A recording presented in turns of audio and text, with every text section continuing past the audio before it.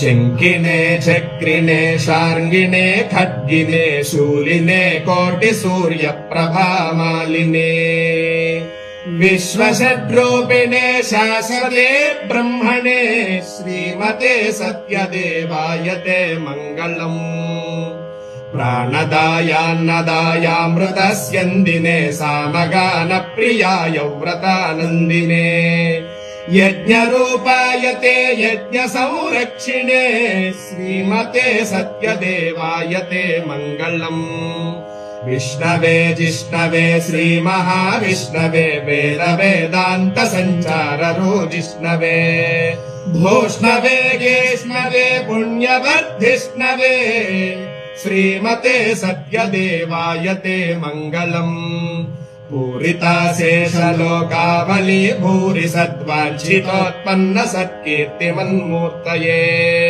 दीक्षितायाच सङ्कल्प सम्पूर्तये श्रीमते सत्यदेवाय ते मङ्गलम् सत्यनारायण स्वामिने सौरिणे यन्त्रमध्यस्थिताय प्रभाशालिने ब्रह्म विष्णुस्वरूपाय रुद्रात्मने श्रीमते सत्यदेवाय ते मङ्गलम् भोगि भोगावळि तल्पसंसायिने लोकशोकाम्भसाम् विद्विषे वेदसे घोर संसार गाढान्धकारद्विषे श्रीमते सत्यदेवाय ते मङ्गलम् यक्षगन्धर्व सिद्धादिभिर्निर्जरैर्यत्पदद्वन्द्वमाश्रित्य संसेव्यते तद्वयम् चाद्वयानन्दनम् बिभ्रते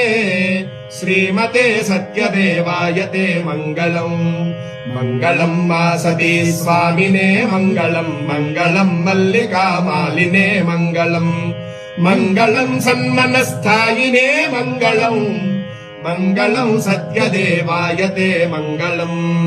मङ्गलम् वीरपूर्व्याय ते मङ्गलम् मङ्गलम् वेङ्कटाख्यावते मङ्गलम्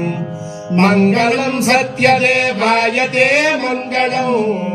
रत्नशैलस्थितायास्तु ते मङ्गलम् रत्नशैलस्थितायास्तु ते मङ्गलम् रत्नशैलस्थितायास्तु ते मङ्गलम्।